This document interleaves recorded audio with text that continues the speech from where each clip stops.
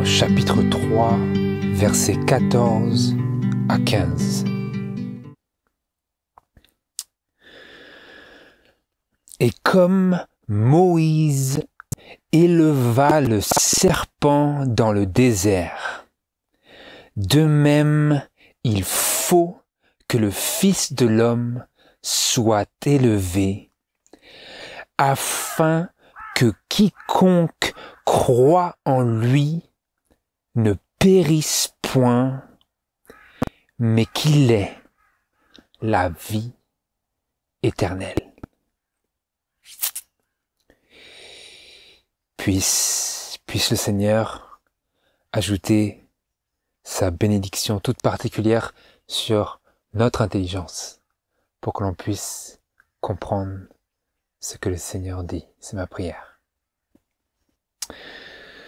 Bonjour à tous, frères et sœurs et amis et connaissances. Aujourd'hui, on va continuer nos méditations et il y a quelque chose qui est d'une importance capitale sur quoi Dieu veut que ceux qui prêchent sa parole se concentrent tout particulièrement. Et c'est un sujet qui est le sujet autour duquel tous les autres sujets gravitent. C'est le sujet de la croix. Mais avant que l'on puisse ne serait-ce que toucher ce sujet, cette vérité, cette méditation, il faut que l'on s'attarde attentivement sur la condition de l'homme et de la femme, qui est la nôtre et qui rend la croix si importante et si précieuse. En introduction pour notre méditation aujourd'hui, j'aimerais qu'on se tourne vers le passage de Jacques, chapitre 1, et versets 13 à 15. Jacques, chapitre 1, verset 13.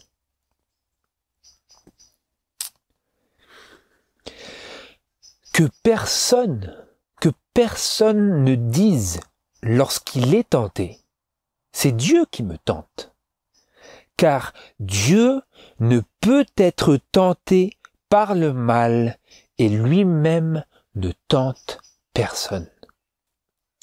Mais chacun est tenté quand il est attiré et amorcé par sa propre convoitise,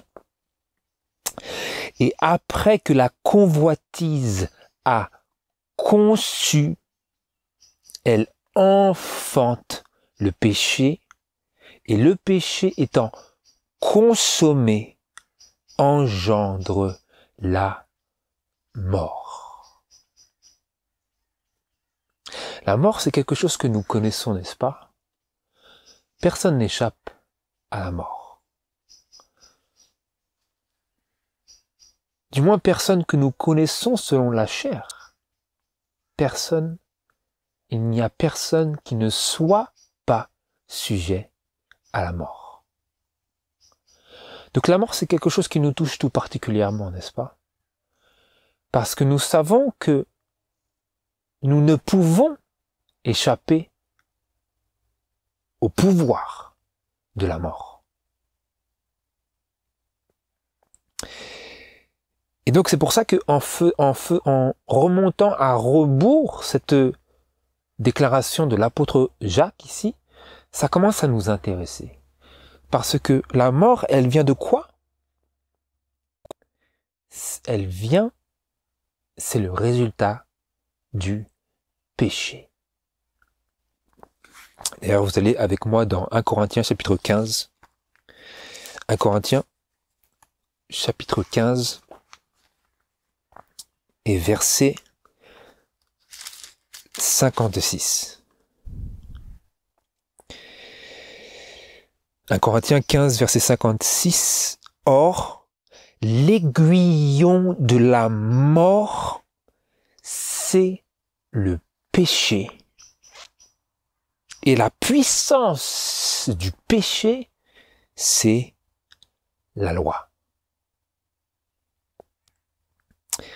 Quel est l'aiguillon de la mort? L'aiguillon de la mort, c'est le péché. C'est ce qui donne à la mort son emprise. Et la puissance du péché, c'est la loi. Pour le croyant, la puissance du péché, ce qui donne au péché sa puissance, c'est quand la loi vient lui dire ce qu'il faut qu'il fasse et ce qu'il ne doit pas faire. Cela réveille toutes sortes de passions intérieures de la chair humaine de péché. Et cela donne au péché sa puissance.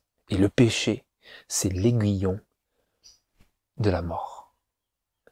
C'est pour cela que nous sommes tous êtres humains sans aucune exception, mis à part Jésus-Christ, sujets à la mort. À cause du péché.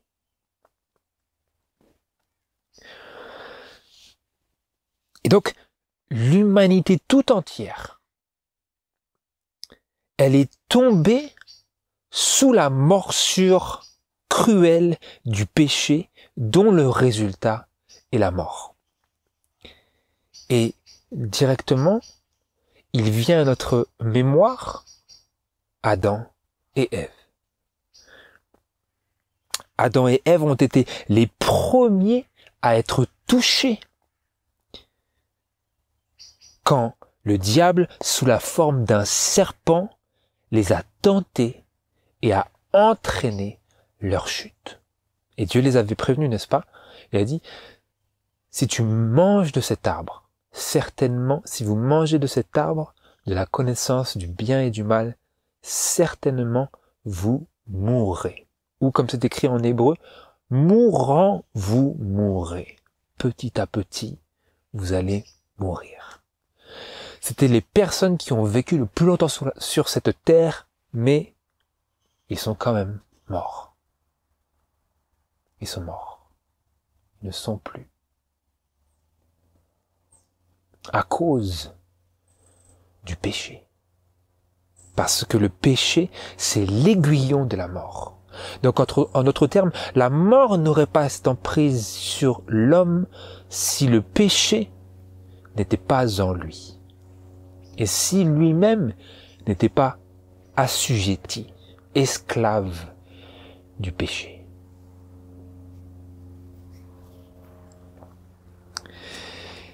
Et maintenant qu'on progresse ici dans cette contemplation, le péché produit en nous, le péché en nous produit en nous une sensation de malaise.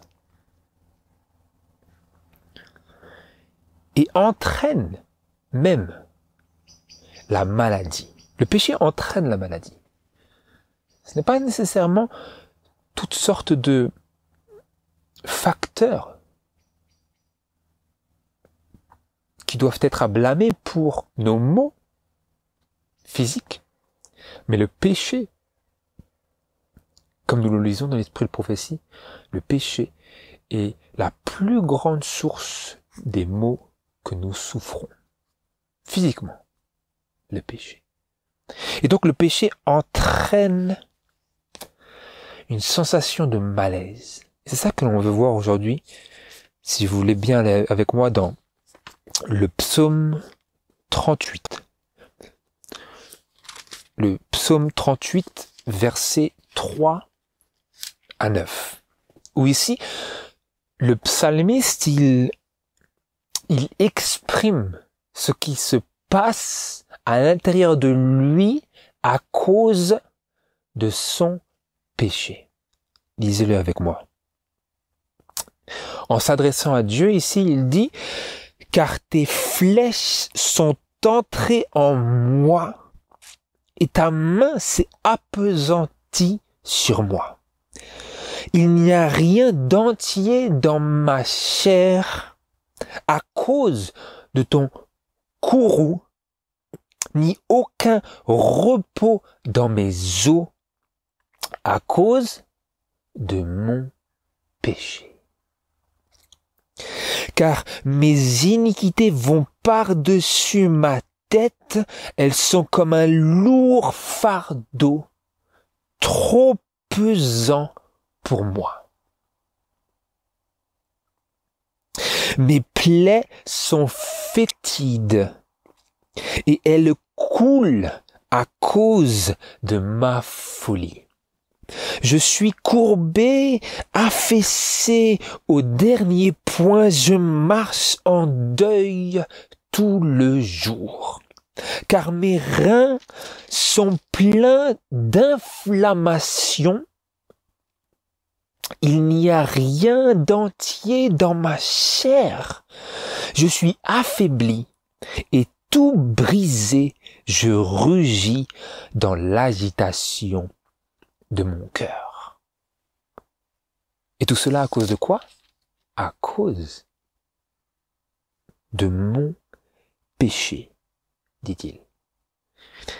Il dit à cause de ton courroux, mais le courroux de Dieu, il dit, ce n'est pas moi qui ai changé envers vous, c'est vos péchés qui ont créé un mur de séparation entre vous et moi. Donc Dieu, il ne change pas, mais nous ressentons la condamnation de Dieu. Parce que nous connaissons sa volonté et notre péché, qui est contraire à la volonté de Dieu, entraîne ce sentiment de malaise que le psalmiste exprime ici. Et c'est ce que John Bunyan, dans son livre Le Voyage du pèlerin, a très bien exprimé par cet homme, cette première figure principale du chrétien qui porte sur son dos un fardeau. Et ce fardeau, il ne peut s'en débarrasser que quand il arrive au pied de la croix. Mais ici, on veut avancer petit à petit. Donc on vient de voir ici que le péché, c'est le résultat d'avoir cédé à la tentation, car comme nous l'avons lu, chacun est tenté quand il est attiré et amorcé par sa propre convoitise, et après que la convoitise a conçu, elle enfante le péché, et le péché étant consommé engendre la mort. Et donc ça produit une condition de choses pas simplement spirituelle, aussi littérale et physique, comme le psalmiste l'a exprimé ici. Que dit-il? Mes plaies sont fétides et elles coulent à cause de ma folie. Car mes reins ici, mes reins sont pleins d'inflammation, il n'y a rien d'entier dans ma chair. Je suis affaibli et tout brisé, je rugis dans l'agitation de mon cœur.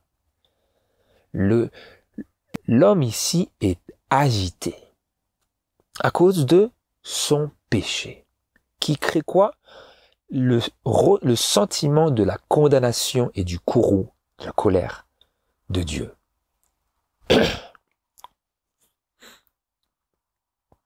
Et c'est maintenant que on se tourne dans la déclaration, ou plutôt le passage de notre lecture biblique que nous avons dans Jean chapitre 3.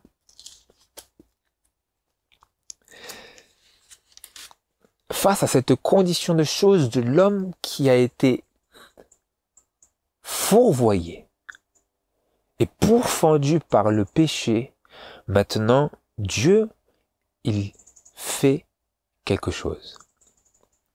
Jean chapitre 3 verset 14. Et comme Moïse éleva le serpent dans le désert, de même il faut que le Fils de l'homme soit élevé, afin que quiconque croit en lui ne périsse point, mais qu'il ait la vie éternelle. On va poursuivre ici. Ici, Jésus était directement en train de faire allusion, de diriger l'attention de la personne à qui il parlait ici, c'était Nicodème, de diriger l'attention de son auditeur vers un événement que nous trouvons tout de suite dans Nombre, le livre de Nombre, chapitre 21. Un événement dans la vie des enfants d'Israël pendant leurs errances dans le désert en chemin vers la terre de Canaan. Nous lisons ici dans Nombre chapitre 21 et versets 5 à 9.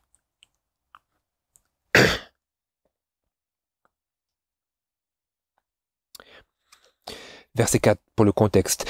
Puis ils partirent de la montagne de Hor dans la direction de la mer Rouge pour faire le tour du pays d'Édom, et le peuple perdit courage en chemin.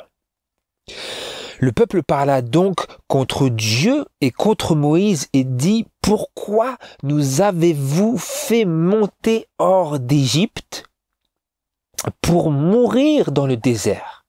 Car il n'y a point de pain, ni d'eau, et notre âme est dégoûtée de ce pain misérable. Et l'Éternel envoya parmi le peuple des serpents brûlants, qui mordirent le peuple, en sorte qu'un grand nombre d'Israélites moururent. Alors le peuple vint vers Moïse et ils dirent: nous avons péché, car nous avons parlé contre l'Éternel et contre toi. Prie l'Éternel pour qu'il éloigne de nous les serpents. Et Moïse pria pour le peuple. Donc, ils se sont irrités contre Dieu, ils se sont plaints, ils ont perdu courage. Ensuite, ils ont demandé à ce que les serpents soient retirés. Qu'est-ce que Dieu a fait? Et l'Éternel dit à Moïse: fais-toi un serpent brûlant et mets-le sur une perche, et il arrivera que quiconque sera mordu et le regardera sera guéri. Moïse fit donc un serpent d'airain, et il le mit sur une perche. Et il arriva que quand le serpent avait mordu un homme, il regardait le serpent d'airain, et il était guéri. Donc vous voyez ici que Jésus a utilisé ce déroulement ici pour dire que lui, il serait cela. Que lui, il serait ce que ce serpent d'airain était. Est-ce que lui, il serait pour tous, pour l'homme, ce que ce serpent d'airain était pour les enfants d'Israël. Et c'est ce que l'on veut voir en nous tournant vers les déclarations de l'esprit de prophétie Et on le trouve ici dans Patriarches et prophètes à la page 409, paragraphe 4, jusqu'à page 400, à la page 408, paragraphe 4, jusqu'à la page 409.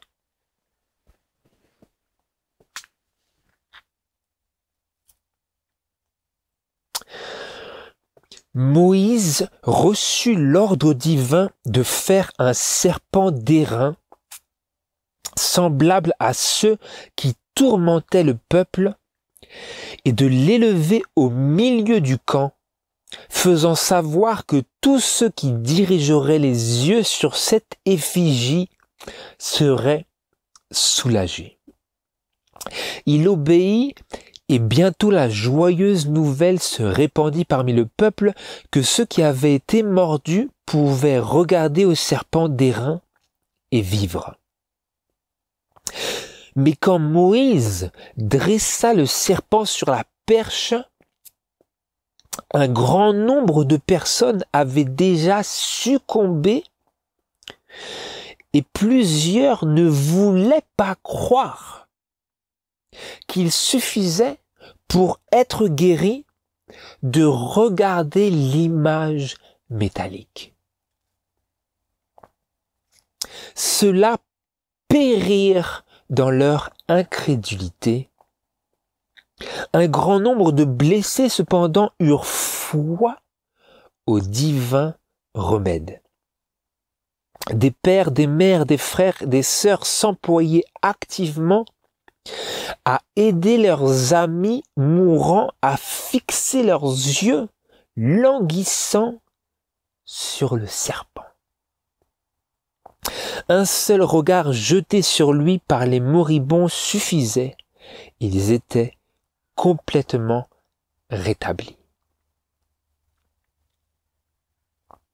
Les Israélites savaient que ce serpent de métal n'avait pas le pouvoir d'opérer un tel miracle et que sa vertu guérissante venait seule de Dieu.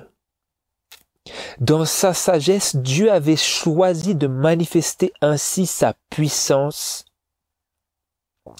Ce simple rite avait pour but de faire comprendre au peuple que c'était ses péchés qui lui avaient attiré cette affliction, et lui apprenait aussi qu'en obéissant à Dieu, il n'avait aucun danger à redouter, car il les préserverait.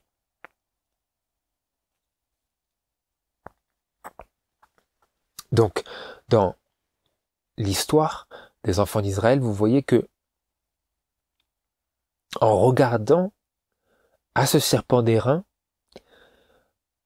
en fixant leurs yeux languissants sur ce serpent élevé sur la perche, ils étaient complètement rétablis. Mais ils savaient que le serpent lui-même n'avait pas de pouvoir pour opérer un tel miracle et que la vertu guérissante venait de Dieu. Donc dans cet événement-là,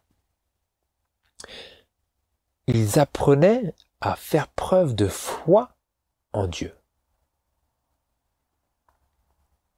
et à comprendre que ce qui leur était arrivé, tous ces serpents brûlants dans le désert, était un résultat de leur péché.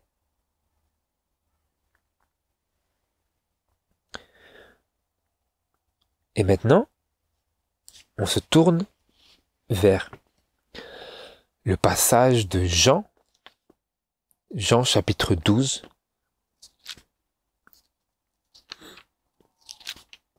Jean chapitre 12, verset 31.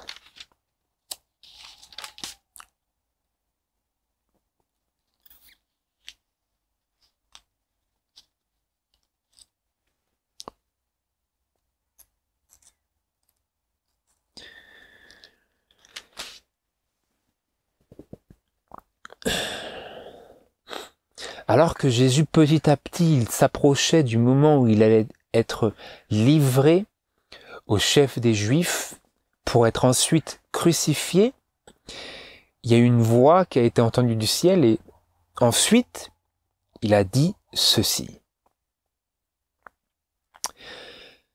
Jésus prit la parole, verset 30, et dit, « Cette voix n'est pas pour moi, mais pour vous. » Maintenant, verset 31, « Maintenant se fait le jugement de ce monde.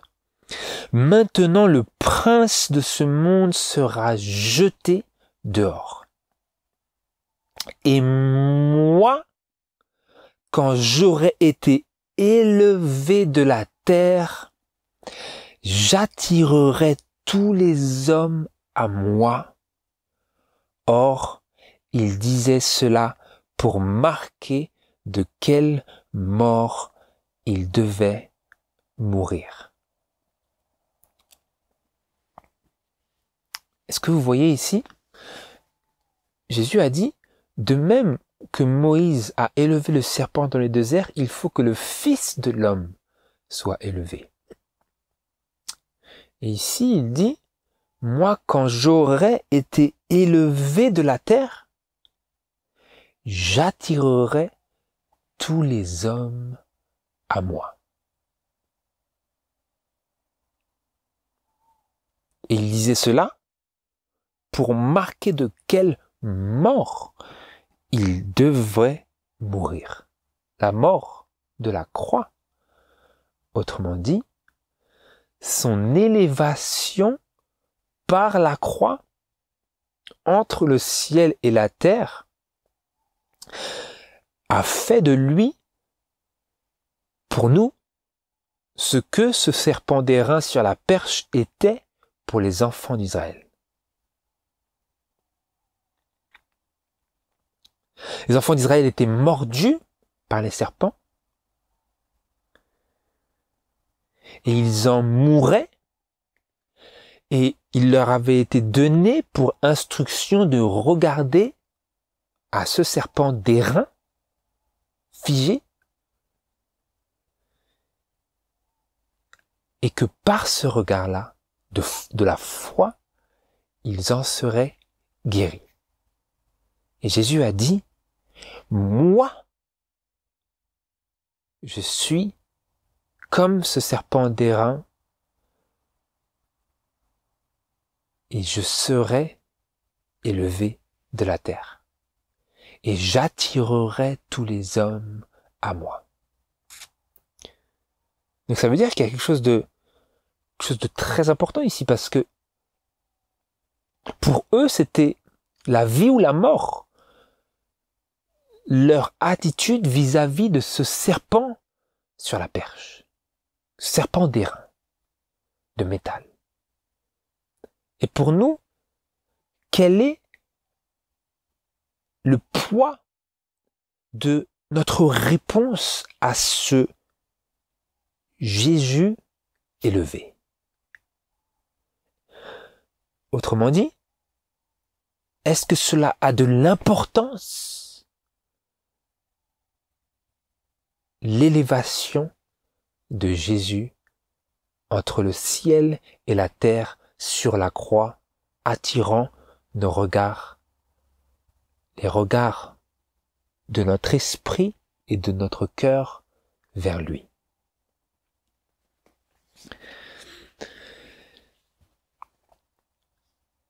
J'aimerais ici lire une autre déclaration de l'esprit de prophétie dans Jésus-Christ, le livre Jésus-Christ à la page 625 au paragraphe 2 et 3.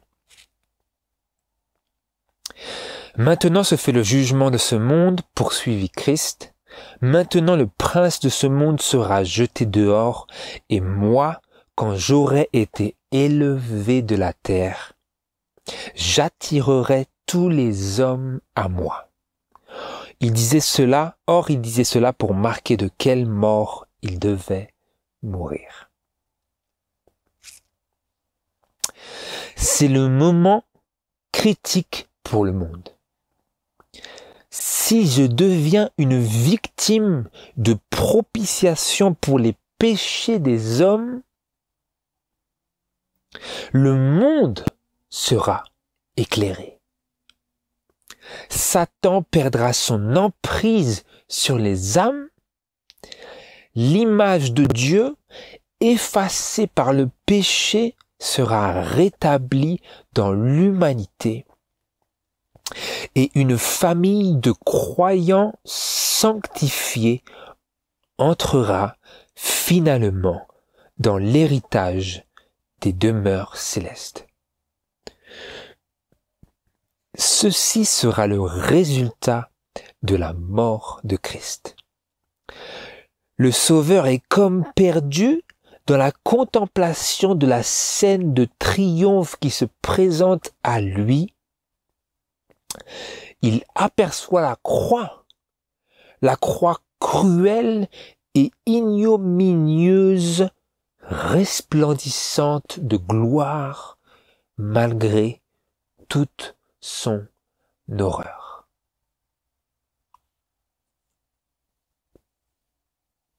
Donc Jésus, il se trouve là, confronté à cette épreuve de la croix, et il y voit, malgré qu'elle soit cruelle et ignominieuse, une gloire, malgré toute son horreur. Pourquoi?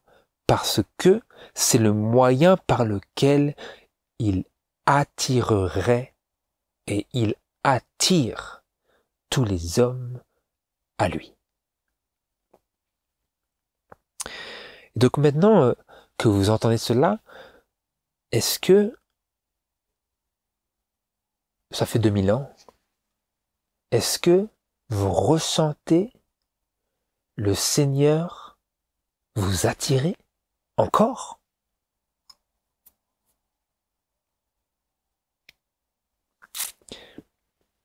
Je lis une autre déclaration. D'ailleurs, non, je continue celle-ci parce qu'elle n'est pas terminée. Mais l'œuvre de la rédemption humaine n'est pas le seul résultat de la croix. L'amour de Dieu est manifesté à l'univers. Le prince de ce monde est jeté dehors. Les accusations que Satan a lancées contre Dieu sont réfutées. L'opprobre qui a été jeté sur le ciel est enlevé pour toujours. Les anges aussi, bien que les hommes, les anges aussi bien que les hommes sont attirés vers le Rédempteur. Et moi, quand j'aurai été élevé de la terre, dit-il, j'attirerai tous les hommes à moi. Et je continue ici dans le livre Évangélisé à la page 176 et au paragraphe 4.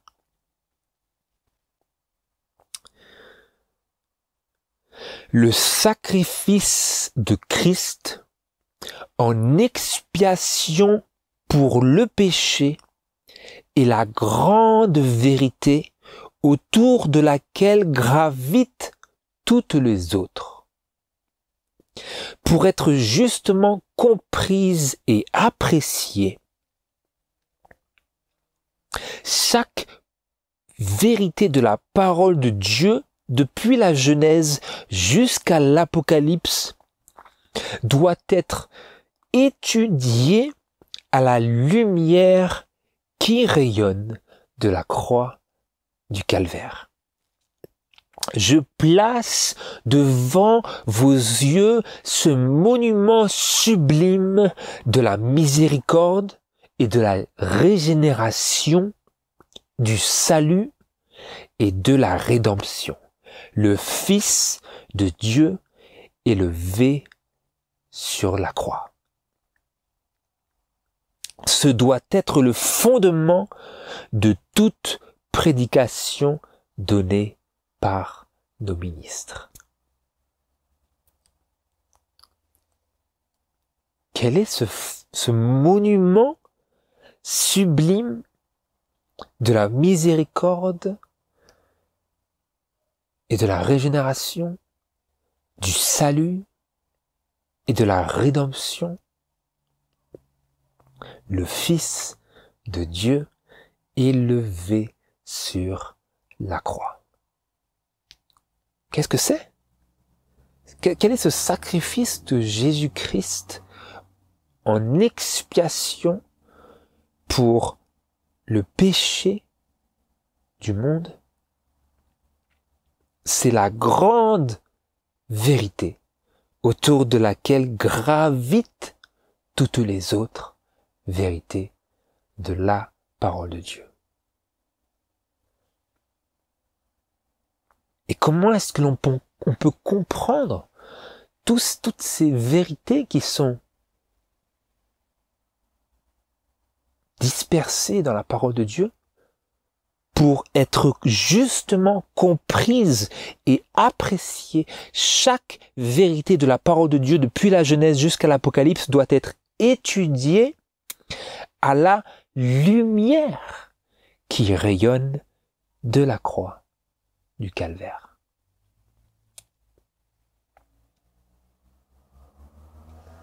Et donc, Dieu ici place devant nos yeux ce monument sublime de sa miséricorde.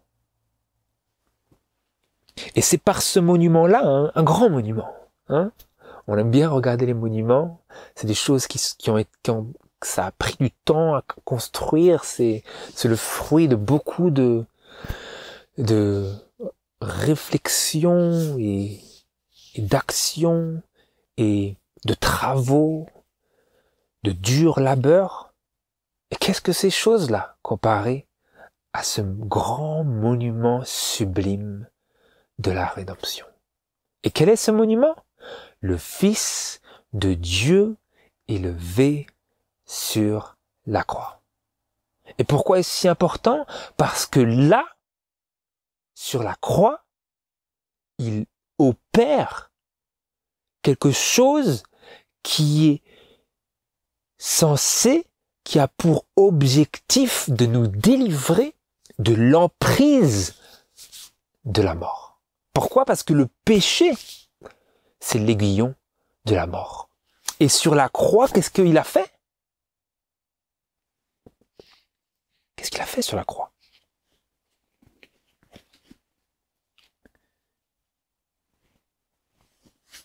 Allez avec moi dans Galates, chapitre 3.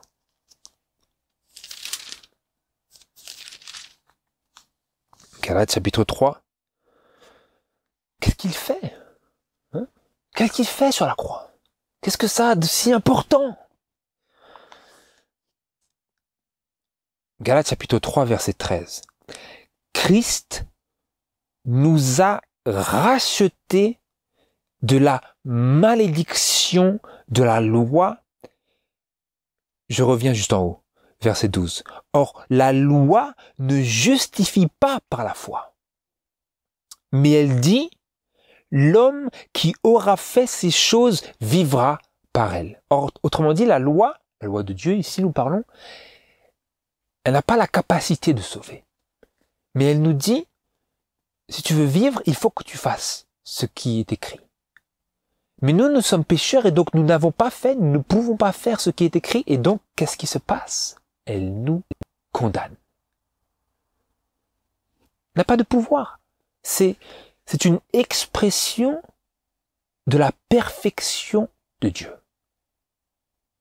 Et elle n'est pas miséricordieuse. Ce n'est pas ça le but de la loi.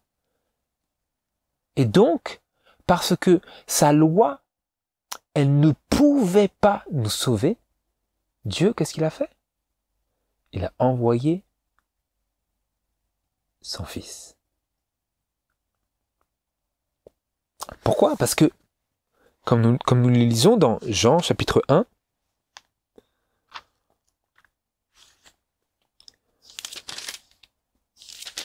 Jean chapitre 1, verset 17. Car la loi a été donnée par Moïse, la grâce et la vérité sont venues par Jésus-Christ. Autrement dit, pour pouvoir avoir une conception parfaite de Dieu, il a fallu qu'il envoie son Fils pour faire comprendre qu'il n'est pas vindicatif, mais qu'il désire nous sauver. Et donc je continue dans Galates chapitre 3 verset 13. Christ nous a rachetés de la malédiction de la loi quand il a été fait malédiction pour nous, car il est écrit, maudit est quiconque est pendu au bois.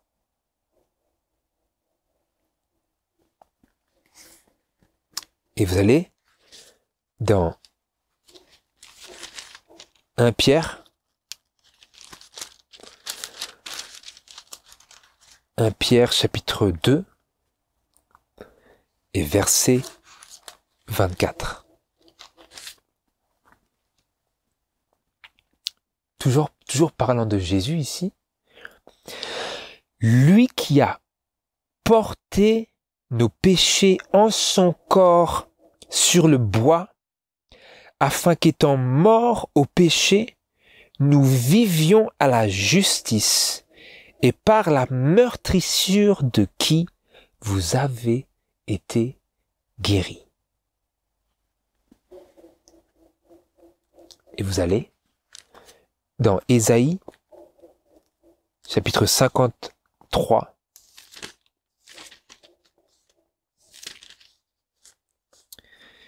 Ésaïe, chapitre 53, où il est écrit ici, parce que vous réalisez ici que Jésus a utilisé l'image d'un serpent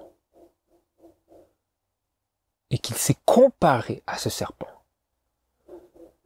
Et comme nous allons le voir, que ce serpent d'airain pour les enfants d'Israël, il représentait Christ. C'était un symbole de Christ. Et donc pourquoi un serpent de toute autre chose? Pourquoi un serpent? Parce qu'il nous est aussi présenté comme un agneau, nous pouvons comprendre, parce qu'il était pur et innocent. Mais pourquoi un serpent? Vous le lisez ici, dans Ésaïe chapitre 53, verset 4. Cependant, il a porté nos maladies et il s'est chargé de nos douleurs. Et nous pensions qu'il était frappé de Dieu, battu et affligé. Mais il était meurtri pour nos péchés et frappé pour nos iniquités. Le châtiment qui nous apporte la paix est tombé sur lui, et par sa meurtrissure, nous avons la guérison.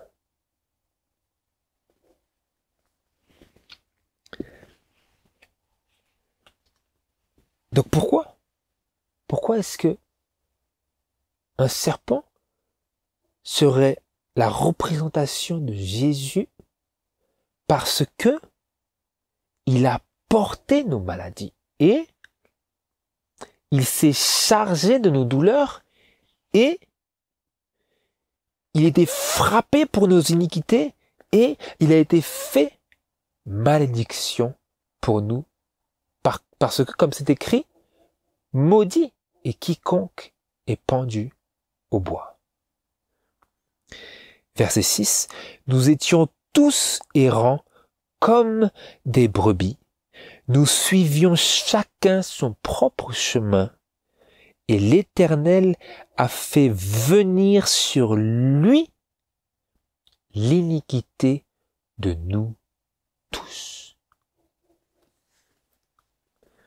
Et vous allez dans 2 Corinthiens chapitre 5, 2 Corinthiens chapitre 5 et verset 21.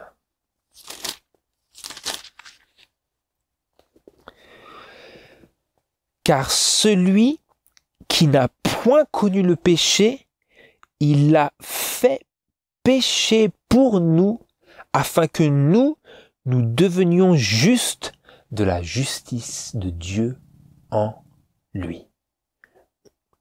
Qu'est-ce que... Là, c'est ici, Dieu, il fait Jésus devenir péché. Qu'est-ce que celui qui n'a point connu le péché a été fait?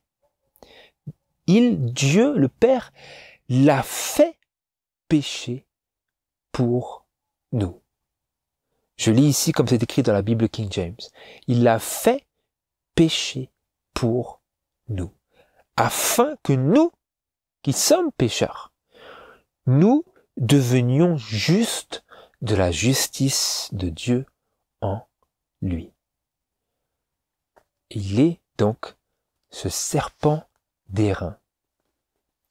Le serpent, c'est dans la Bible, cela représente le diable. Mais lui, il est pour nous, il nous est représenté comme un serpent d'airain, inerte, comme un serpent mort sur une perche. Il est là sur la croix et il est fait malédiction pour nous. Et l'iniquité de nous tous est venue sur lui. Et Dieu l'a fait devenir péché pour nous. De sorte que c'est lui qui est péché, et par sa meurtrissure, nous avons la guérison. J'aimerais continuer maintenant par ce qui est écrit dans l'esprit de prophétie. Encore une fois, dans Patriarches et prophètes à la page 409 et au paragraphe 2 et 3.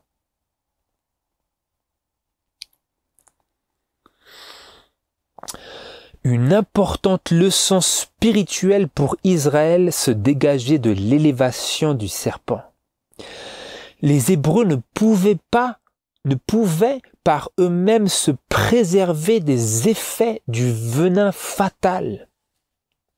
Dieu seul pouvait les guérir, mais à condition qu'ils montrent leur foi au remède divinement prescrit. Il leur fallait regarder pour vivre. C'était leur foi qui était agréable à Dieu, et cette foi, ils la manifestaient en fixant leur regard sur le serpent. Ils savaient bien que le serpent ne possédait aucune vertu en soi, mais que c'était un symbole de Christ. Ainsi se présentait à leurs esprits leur besoin d'une foi en ses mérites. Donc ils savaient, le serpent n'avait rien. Dieu n'était pas comme ça, à créer des idoles. Ce n'était pas une idole. Ils savaient donc que ce serpent d'airain n'avait aucune vertu en lui-même, mais que c'était un symbole de Christ. Et que Christ aussi leur était présenté un symbole à travers les services du sanctuaire, où ils savaient que Christ leur était représenté tel qu'un agneau sans tache. Il devait être sans tache, il devait l'apporter, il devait confesser sur l'agneau leurs péchés. Et ensuite, ces péchés seraient transmis, apportés en symbole dans le sanctuaire terrestre, pour être une fois l'an expiés par le souverain sacrificateur le jour des expiations. Tout cela n'étant qu'un symbole de la réalité qui trouve son accomplissement pour nous, comme pour eux, en Jésus-Christ. Ça continue. Comme Moïse éleva le serpent dans le désert, elle cite, de même il faut que le Fils de l'homme soit élevé, afin que quiconque croit en lui ne périsse point, mais qu'il ait la vie éternelle. Tous ceux qui ont vécu ici-bas, sur cette terre, ont senti la morsure mortelle de ce serpent ancien appelé le diable et Satan. Les conséquences fatales du péché ne peuvent être supprimées que par le remède procuré par Dieu lui-même. Les Israélites sauvèrent leur vie en regardant le serpent sur la perche. Ce regard impliquait une foi. De même, le pécheur, en regardant à Christ, peut vivre.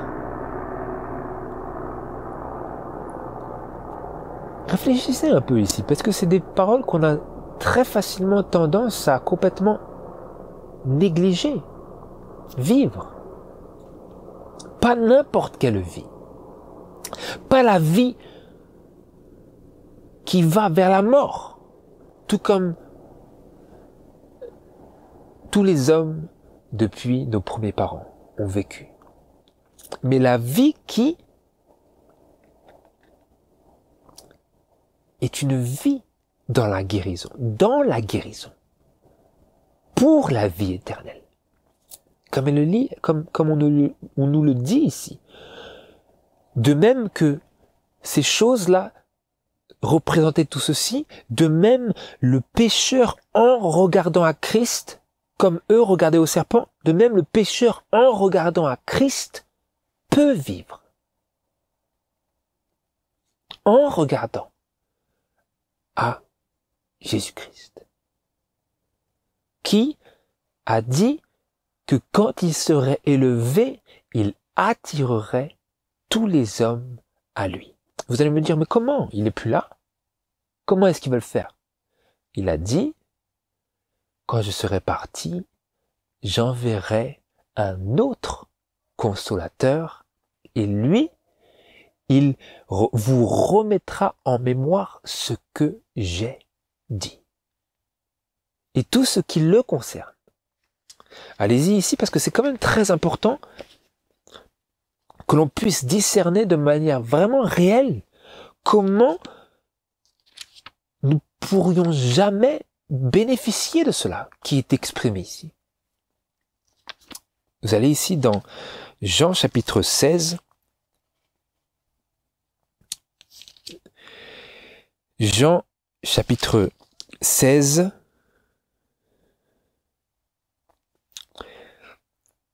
Et ici, verset 7. Toutefois, je vous dis la vérité. Il vous est avantageux que je m'en aille, car si je ne m'en vais, le consolateur ne viendra point à vous. Et si je m'en vais, je vous l'enverrai. Et quand il sera venu, il convaincra le monde de péché, de justice et de jugement. Il parle ici du Saint-Esprit, l'autre consolateur. Ce n'est pas lui, c'est le consolateur, l'autre consolateur. Lui, il était un consolateur, et maintenant il dit, j'envoie un autre consolateur. Mais il n'agira pas indépendamment de Christ. Parce que vous lisez ici. Pourquoi? Qu'est-ce qu'il fera? Quand il sera venu, cet autre consolateur, il convaincra le monde de péché, de justice et de jugement. Notez bien ici comment il explique cela. C'est Jésus qui parle. Notez bien.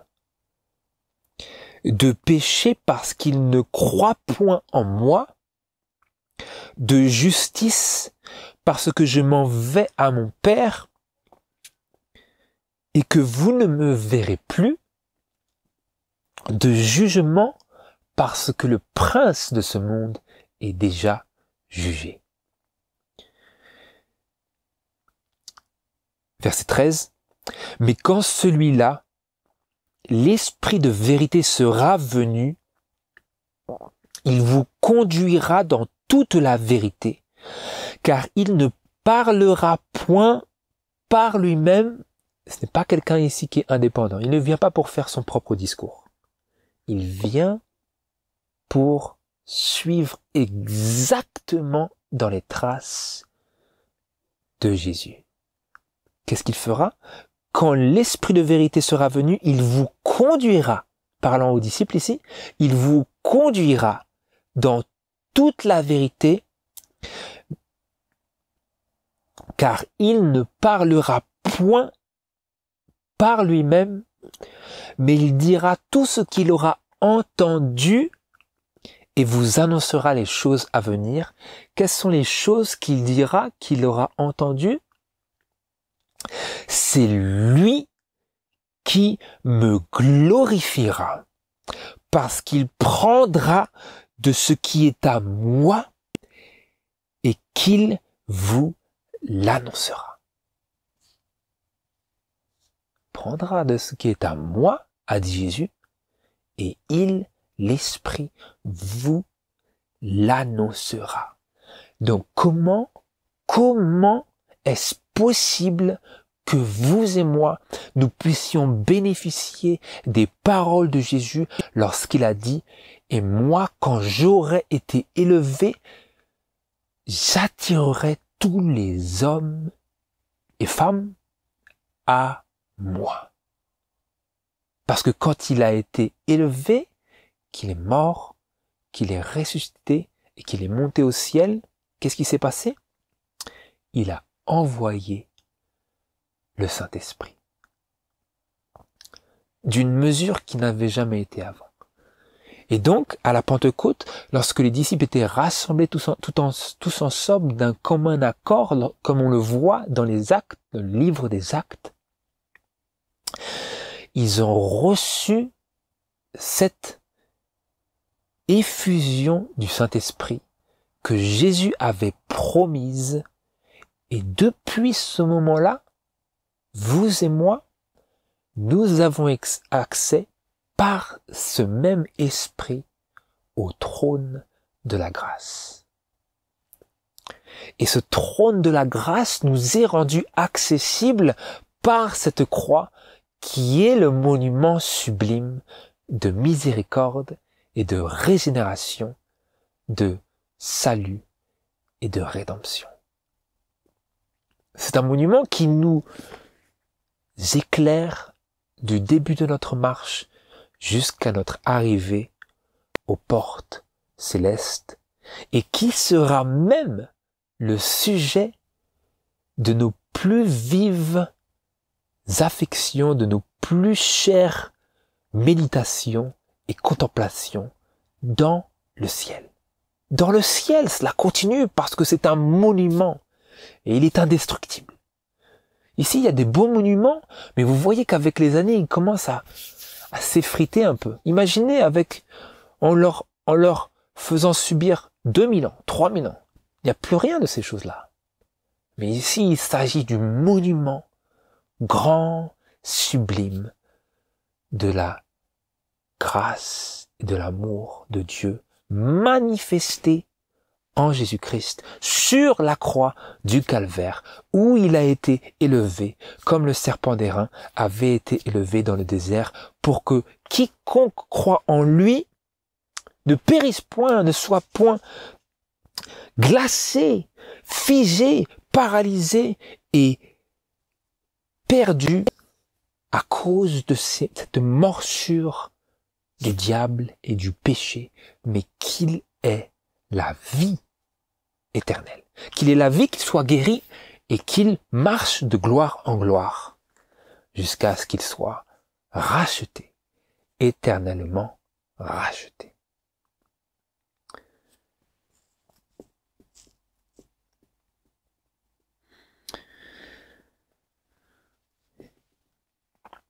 Et donc, on était en train de lire.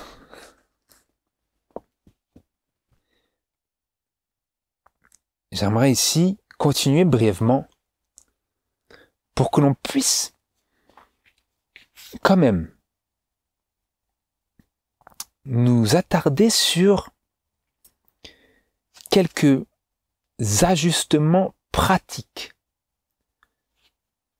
de notre réponse aux remèdes fournis par l'amour de Dieu. Brièvement, avant que nous puissions conclure. Parce que lorsque nous sommes mordus par le serpent, que ce soit à travers les influences du monde ou à travers les tentations directes de l'ennemi et de ses anges, mauvais anges, ou que ce soit à cause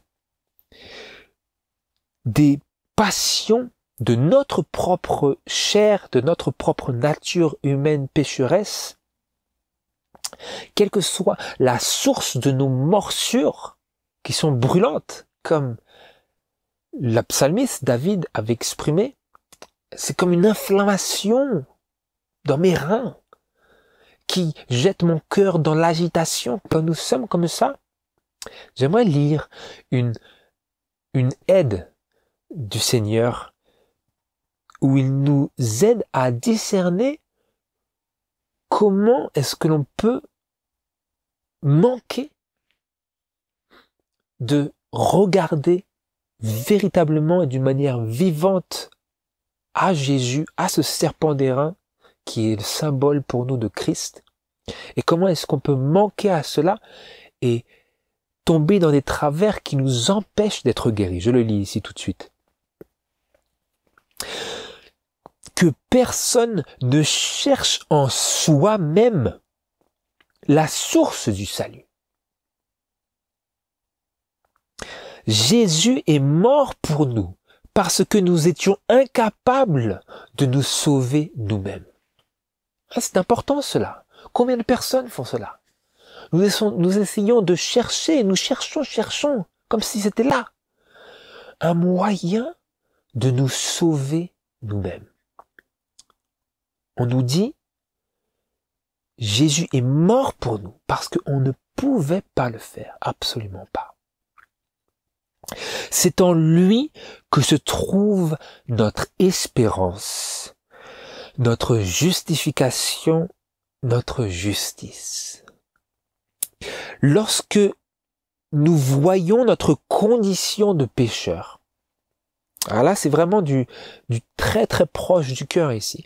Lorsque nous voyons notre condition de pécheur, nous avons été mordus, là c'est encore plus intime dans le contexte du chrétien qui a été mordu. Parce que nous sommes tous mordus d'une manière ou d'une autre, mais comme John Bunyan il l'exprime bien dans son livre parabolique du voyage du pèlerin, le sage mondain, comme le chrétien lui dit, il a ce fardeau ici, aussi, sur son dos. Mais il est nonchalant par rapport à ce fardeau, il l'ignore. Mais lorsque nous, comme cet homme, le chrétien, lorsque nous voyons notre condition de pécheur, qu'est-ce que nous devrions faire maintenant? Vous avez péché, vous êtes tombé. Vous avez été trahi, vous avez été séduit dans le péché, vous êtes un croyant en Jésus-Christ. Qu'est-ce que l'on nous conseille de faire dans ces moments-là? Que vous commencez à avoir un sentiment de votre condition de pécheur. Lorsque nous avons ce sentiment, que ça commence à se saisir de nous à l'intérieur des entrailles, qu'est-ce que nous devrions faire? Qu'est-ce que nous ne devrions pas faire? C'est toujours dans le contexte de cette expérience des enfants d'Israël qui est aussi la nôtre, sans les symboles, où nous nous faisons mordre. Qu'est-ce que nous devrions faire? Nous ne devrions pas désespérer et craindre que nous n'avons pas de sauveur, ou qu'il n'a pas pour nous de pensée miséricordieuse. On ne devrait pas penser cela.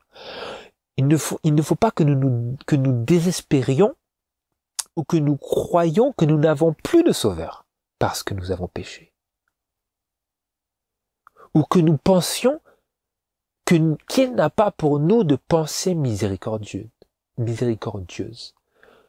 Il ne faut pas que lorsque nous réalisons notre condition de pécheur, que nous avons été mordus, que nous sentons la morsure, qu'elle commence à traverser, le venin commence à traverser toutes les fins fonds de notre corps, littéralement, parce que le péché provoque la maladie, pas simplement le malaise, mais la maladie. Lorsque nous sentons cela, il ne faut pas que l'on croie, que l'on se mette à croire, parce que le venin nous étourdit nos sens. Il ne faut pas que nous commencions à croire qu'il n'est plus pour nous un sauveur et qu'il n'a pas pour nous de pensée miséricordieuse. Il ne faut pas que l'on croie qu'il a des pensées pour nous d'irritation. Dieu n'est pas comme cela. Il ne s'irrite pas. Il ne pêche pas. Il n'est pas tenté au mal. Il n'est pas tenté au mal de s'irriter. Non, non. Il a été tenté lorsque, en Jésus-Christ, Jésus a été tenté comme nous en toutes choses. Mais Dieu dans le ciel n'est pas tenté. Mais Jésus sur la terre a été tenté. Et donc nous avons un consolateur. Et comment ce consolateur étant mort peut nous aider? Parce qu'il est vivant. Et qu'il a envoyé un autre consolateur. Et cet autre consolateur, le Saint-Esprit, il œuvre dans nos cœurs, si nous voulons bien, et il fait naître en nous des soupirs quand nous ne savons pas qu'exprimer à Dieu en prière.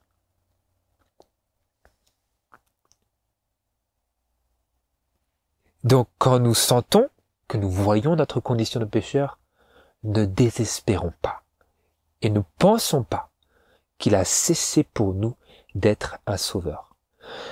C'est valable pour de nombreuses et multiples et variées, pour toutes les opportunités, toutes les occasions, toutes les petits problèmes de la vie où nous sommes en danger de croire cela. C'est au contraire à ce moment-là même qu'il nous invite à aller à lui dans notre impuissance pour être sauvés.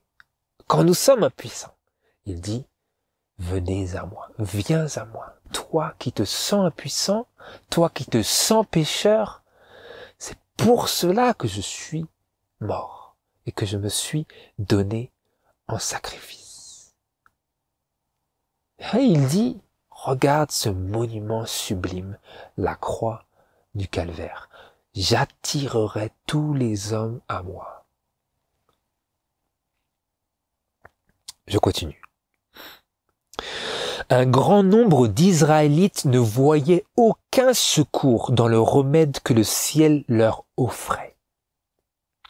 Entourés de toutes parts de morts et de mourants, convaincus que sans le secours de Dieu, ils étaient perdus, ils continuaient néanmoins à se lamenter de leurs blessures, de leur douleur et de leur mort certaine, jusqu'à ce qu'ils n'aient plus aucune force et que leurs yeux soient glacés, alors qu'ils auraient pu être instantanément guéris. Instantanément. C'est pareil pour nous. Le pécheur, qu'est-ce que nous avons lu? De même, le pécheur, en regardant à Christ, peut vivre.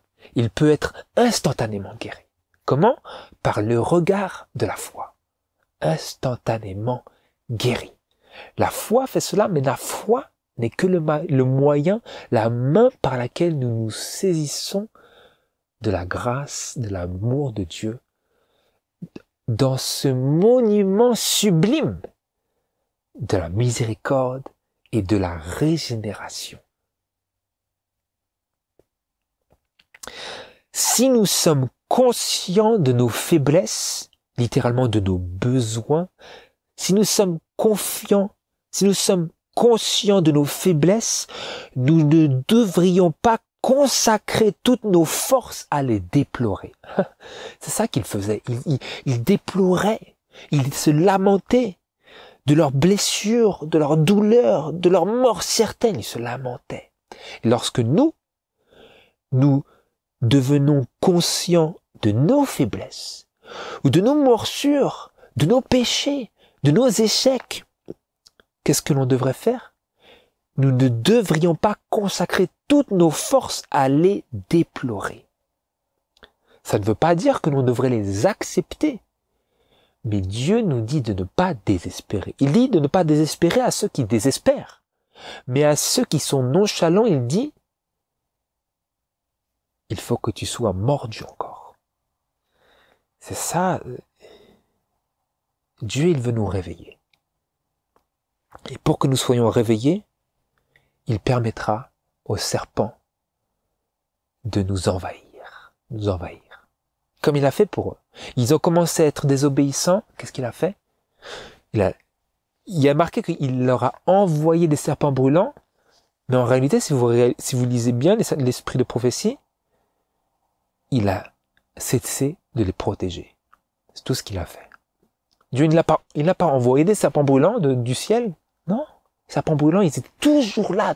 Simplement, il était constamment en train de les protéger. Et donc, ils ont commencé à se plaindre de lui. Il a dit, d'accord, vous voyez ce que ça fait quand moi, je ne vous protège pas. Et là, ils ont commencé à souffrir. Et c'est ça que Dieu va faire. Nous sommes enclins à l'écouter, il va continuer à nous éprouver. Mais si finalement nous refusons d'être transformés par ce monument sublime de la miséricorde et de la régénération de la croix de Jésus-Christ, alors il est prêt à nous laisser profiter du ciel sur la terre. Mais quel piètre ciel, mes amis, quel piètre ciel. Un ciel plein de maux, plein d'amertume, plein de cruauté, plein de déception, sans aucune espérance de la vie éternelle. Non, il ne veut pas cela pour ses enfants. Et donc, si nous devenons conscients de nos faiblesses, nous ne devrions pas consacrer toutes nos forces à les déplorer. Si nous réalisons notre impuissance sans Christ, qu'est-ce que nous devrions faire? Nous ne devrions pas céder au découragement, mais plutôt, nous devrions nous reposer sur les mérites d'un Sauveur crucifié et ressuscité. Regardez et vivez. Jésus nous a donné sa parole. Il sauvera tous ceux qui viennent à lui. Quand bien même, écoutez maintenant, vous vous dites peut-être, mais pourquoi les autres ils ne le font pas? Pourquoi ils ne le reçoivent pas? Pourquoi ils n'écoutent pas? Pourquoi ils ne regardent pas? Écoutez, quand bien même des millions, peut-être même milliards, si elle habitait aujourd'hui, c'était le tournant du 19e au 20e siècle quand elle a écrit ça. Peut-être même aujourd'hui elle écrirait milliards, certainement. Quand bien même des millions de personnes qui ont besoin d'être guéries rejettent sa miséricorde, il n'en laissera pas périr une seule qui se confie en ses mérites. C'est ça que cela veut dire de regarder à ce serpent qui est le symbole du Sauveur élevé sur la croix, le monument sublime de miséricorde et de rédemption.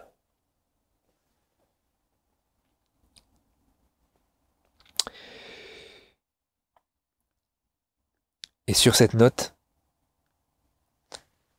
j'aimerais que on puisse retirer de cette méditation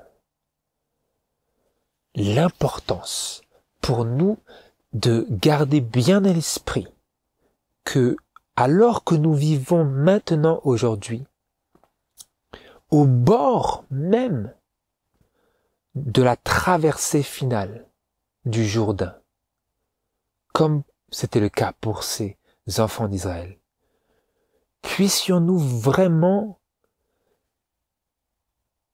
garder bien à l'esprit qu'il nous faut rester vigilants à chaque moment, rester vigilants, comme Jésus a dit, veillez et priez de peur que vous ne tombiez dans la tentation. Parce que l'esprit est disposé, mais la chair est faible.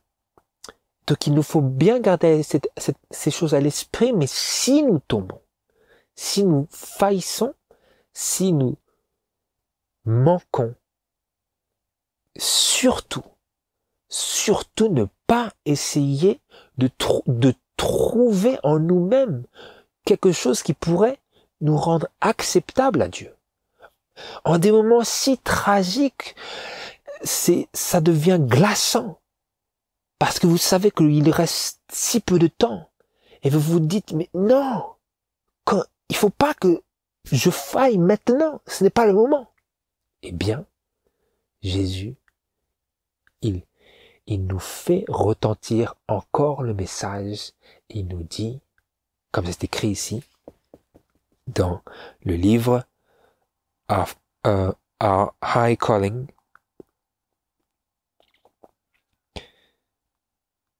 je lis ici, où la servante du Seigneur, elle dit ceci. J'aimerais faire retentir cette note de joie aux confins de la terre. Si quelqu'un pêche, nous avons un avocat auprès du Père, Jésus-Christ le juste. Ô précieuse rédemption, comme cette vérité est grande, que Dieu, pour l'amour de Christ, nous pardonne dès que nous lui demandons par une foi vivante, croyant qu'il est pleinement capable.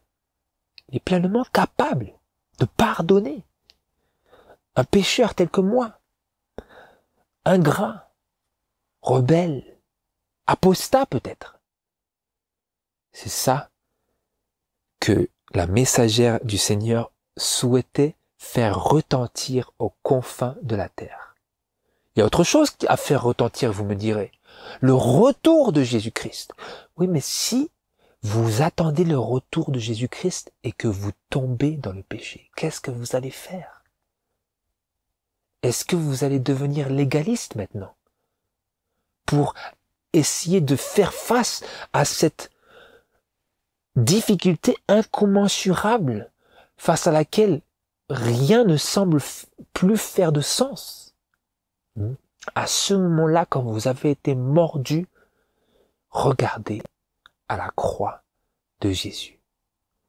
Et là, frères et sœurs et amis, là, en regardant, par ce regard-là de la foi, nous vivrons.